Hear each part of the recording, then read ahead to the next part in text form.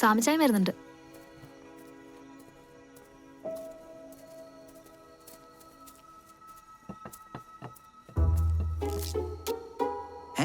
നീ ഇടയ്ക്കിടയ്ക്ക് എങ്ങോട്ടേ ഓടുന്നത്? സാം, ഇത് മഹാബോറാട്ടോ. ഈ ഗെറ്റ് ടുഗദറിന്റെ രസം അങ്ങ് പോവാ. ഒരു കോൾ വന്നാന്നേ. ഓ, ബാങ്കിന്റെ അത്യാവശ്യക്കാരി സ്റ്റാഫ് വിളിച്ചാന്നേ. എന്റെ പൊന്നോ. പിന്നെ ബാങ്ക് ഈ രാത്രിയില്, അത് അവധി ദിവസം. എടാ ഒന്ന് അടിച്ചു പൊളിക്കാന്ന് വിചാരിച്ച് വന്നേക്കാണ്.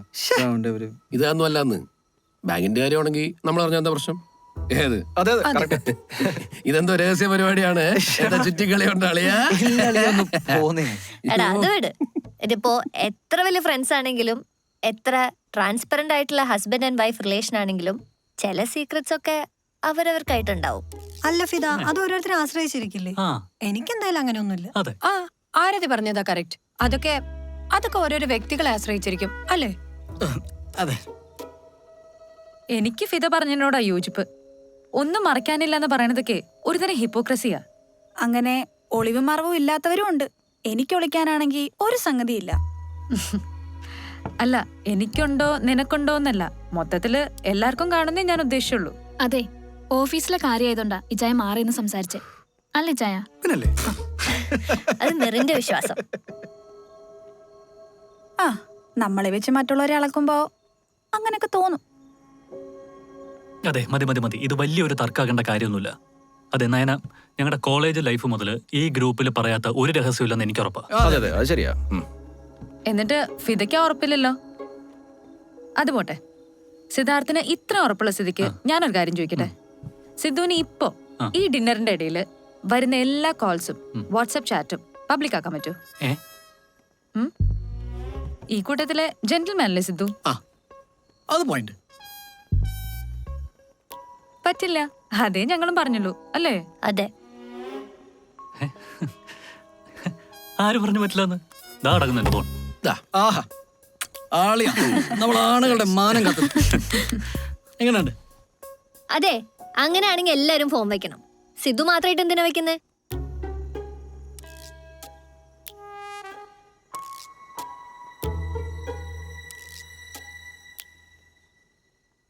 നമുക്കിതൊരു ഗെയിം ആക്കാടോ.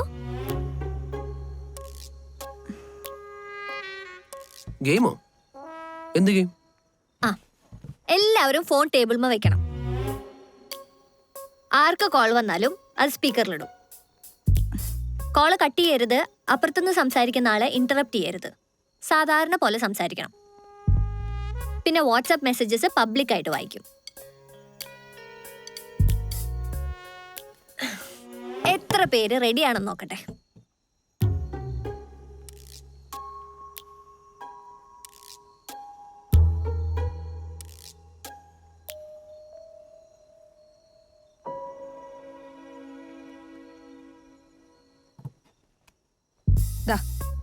പക്ഷെ ടൈം ലിമിറ്റ് ഫിക്സ് ചെയ്യണേ. 1 മണിക്കൂർന്നോ വല്ലതും? ഓക്കെ, 1 മണിക്കൂർ തന്നെ വെക്കാം. വാട്സാപ്പ് ഗ്രൂപ്പിൽ വരുന്ന മെസ്സേജസ് വായിക്കില്ല. Only private messages and calls.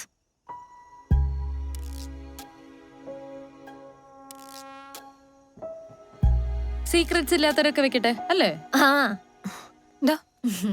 ഞാൻ വെച്ചു. അല്ല, നമ്മള് തമ്മിൽ ഇതിന്റെയൊക്കെ ആവശ്യമുണ്ടോ? മാത്തിനെന്താ പ്രശ്നം? ഇതൊരു ഗെയിം അല്ലേ? അതോ ഞാനറിയാത്ത വേറെ വല്ല രഹസ്യമുണ്ടോ? ഫോൺ വെച്ചേ.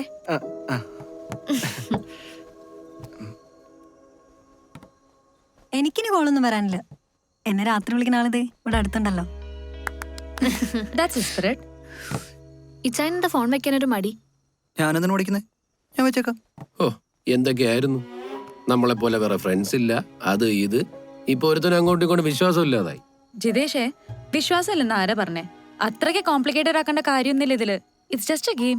അതിനിങ്ങനെ പേടിക്കുന്ന എന്തിനാ? എനിക്ക് പേടിയെന്നാരാ പറഞ്ഞു? എന്നാ വെക്ക്. ഞാൻ എന്താ വെച്ചു?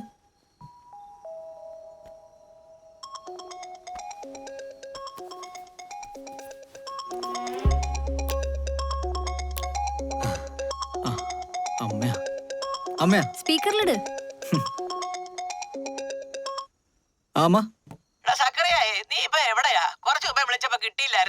ഇവിടെ സിദ്ധുവിന്റെ ഒരു പാർട്ടി ഉണ്ട്. ഞങ്ങളെല്ലാരും ഒരു റിസോർട്ടിലാ. ഓ, നിന്നോടൊരു കാര്യം പറയാനാ ഞാൻ വിളിച്ചത്. ആനി ഗർഭിണിയാണെന്നും പറഞ്ഞ് നീ അവളെ തലേ കയറ്റി വെച്ചോണ്ടൊന്നും നടക്കല്ലേ. ഇതൊക്കെ പെൺപിള്ളേർക്ക് സർവ്വസാധാരണമാടാ. നിനക്ക് കുറച്ച് താമസിച്ചു പോയോണ്ടാ ഇത്രയും വലിയ സന്തോഷം. നിന്റെ ഇന്നലത്തെ തുള്ളല് കണ്ടപ്പോ ഞാനൊന്നും മിണ്ടിയില്ലെന്നേ ഉള്ളൂ. പിന്നെ ഒരു കാര്യം, ഞാനിപ്പൊ നിന്നെ വിളിച്ച് ഇങ്ങനെയൊക്കെ പറഞ്ഞു നിന്ന് നീ അവളോട് വിളമ്പണ്ട കേട്ടല്ലോ. ആ എന്നാ പിന്നെ നടക്കട്ടെ പാർട്ടി.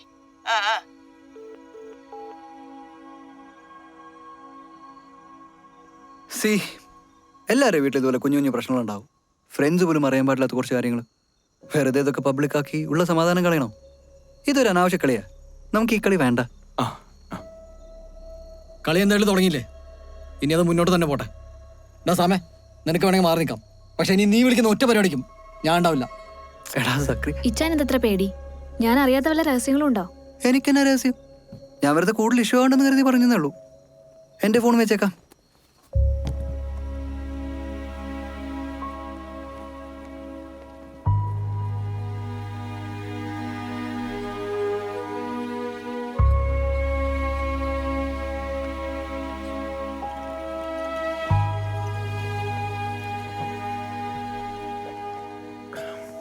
ഓ ഇതൊന്നും ശരിയാവുന്ന എനിക്ക് തോന്നുന്നില്ല. വെറുതെ പാർട്ടിയുടെ മൂഡ് കളയാൻ വേണ്ടി എന്തേലും കാണി. ഞാൻ എന്താ ഗ്രില്ലിൽ അങ്ങോട്ട് പോവാ. വെറുതെ വാ. ചേച്ചി വാ. എന്തൊക്കെയായിരുന്നു, അമ്മായിയമ്മ ഫ്രണ്ടാണ് അതാണ്, കുറച്ച് തള്ളു കൂടുതലായിരുന്നു. എടാ നീ ഇതൊക്കെ ലൈറ്റ് ആയിട്ട് എടുക്കട്ടെ. നീ വെറുതെ ചുമ്മാ. ഇതൊക്കെ എല്ലാ വീട്ടിലും നടക്കുന്നല്ലേ? നിനക്ക് അങ്ങനെ പറയാം. അളിയാളിയാ, ഞാൻ നേരത്തെ പറഞ്ഞത് നിർത്തണമെന്ന് പറഞ്ഞില്ലേ? അത് പറഞ്ഞു, പക്ഷെ നമുക്ക് കളിക്കാൻ പറ്റില്ലെന്ന് പറയാൻ പറ്റില്ലല്ലോ. അതെന്തേ? അപ്പൊ പിന്നെ നമുക്ക് എന്തെങ്കിലും ചുറ്റുകളുണ്ടെന്ന് വിചാരിക്കല്ലേ? ഈ നയനയ്ക്ക് എന്നിട്ട് സുഖടാ. എടോ നയനല്ല, ഇത് മറ്റുള്ള ഫിദ. അവൾക്ക് കളിച്ചു. എടാ ഫിദ ചുമ്മാതെ. നീ കൂടുതൽ സപ്പോർട്ട് ചെയ്യണ്ട അവളെ. അതുകൊണ്ടു അളിയനുണ്ടു കൊണ്ടുകൊണ്ടു. ആരുടെയാ? ആരുടെയാ? ഞങ്ങളും വരുന്നു, എടുക്കല്ലേ? സ്പീക്കറിലിട്. അളിയാ വാ. എൻ്റെ ഒരു ഫ്രണ്ടാ. ഹലോ ഹലോ, എന്തായി കല്യാണൊരുക്കങ്ങളൊക്കെ? ഡ്രസ്സൊക്കെ എടുത്തോ? ആ എടുത്തു. ഞാനിപ്പോ ദേ സിദ്ധുവിന്റെയും ഫ്രണ്ട്സിന്റെ കൂടെ ഒരു പാർട്ടിക്ക് വന്നതാ. ആണോ? പൊളിക്ക്. പിന്നെടാ, നിന്റെ പഴയ കോളേജ് പാർട്ടി ഉണ്ടല്ലോ ഷാനു, അവൻ നിന്റെ കല്യാണം പറഞ്ഞിട്ട് എന്നെ വിളിച്ചിരുന്നു. ഒത്തിരി സങ്കടമൊക്കെ പറഞ്ഞു. കൊറേ പുറകെ നടന്നിട്ടും നീ മൈൻഡ് ചെയ്തില്ലാന്നൊക്കെ. അതിന് എനിക്കൂടെ ഇഷ്ടം തോന്നണ്ടേ? പക്ഷെ അവൻ നല്ല സ്മാർട്ടായിരുന്നു. ലുക്കിലൊക്കെ സിദ്ധുവിനേക്കാളും സൂപ്പറാ. ലുക്കിലല്ലല്ലോ കാര്യം, സ്വഭാവല്ലേ പ്രധാനം. ഓക്കെ ഞാൻ നിന്നെ പ്രൊവോക്ക് ചെയ്യണമെന്ന് പറഞ്ഞതല്ല. നീ എൻജോയ് ചെയ്യടാ, ഞാൻ പിന്നെ വിളിക്കാം. ഓക്കേടാ, ശരി. അളിയെന്നെ നോക്കി, ഇവന്റെ ലുക്കിന് എന്നാ കുഴപ്പം? ഒരു കുഴപ്പമില്ല, അവൻ സുന്ദരനല്ലേ. കോള് പോടെ പോക്ക് കണ്ടിട്ട് ഞാൻ വേറെ എന്തൊക്കെയോ പ്രതീക്ഷിച്ചു. അങ്ങനെ ആയിരുന്നെങ്കിൽ ഇപ്പൊ കല്യാണത്തിന് മുമ്പ് ഡിവോഴ്സ് ആയ. പൊരുത്തപ്പെടാൻ പറ്റിയില്ലെങ്കിൽ ഡിവോഴ്സ് തന്നെയാട്ടോ നല്ലത്. ഓ, എല്ലാം തികഞ്ഞ ഒരു റിലേഷനും ഇല്ല. കുറച്ചൊക്കെ അഡ്ജസ്റ്റ് ചെയ്താ പല ഡിവോഴ്സും ഒഴിവാക്കാം. ഇന്നത്തെ കാലത്ത് പൊതുവെ ഡിവോഴ്സ് കൂടുതലാ. ആർക്കും ദൈവഭയം ഇല്ല, അതാ കാരണം. അതൊന്നുമല്ല, ഈ ഡിവോഴ്സിന്റെ പ്രധാന കാരണം വീട്ടുകാരാ. അത് മാത്യു പറഞ്ഞ ശരിയാട്ടോ. ഞങ്ങളുടെ ഹോസ്പിറ്റലിലെ സൈക്കാട്രിസ്റ്റ് എപ്പോഴും പറയും, പുള്ളിയുടെ അടുത്ത് വരുന്ന 90% ഡിവോഴ്സ് കേസസിലും കുടുംബക്കാരെ പ്രശ്നക്കാരെന്ന്. ശരിയാണ്.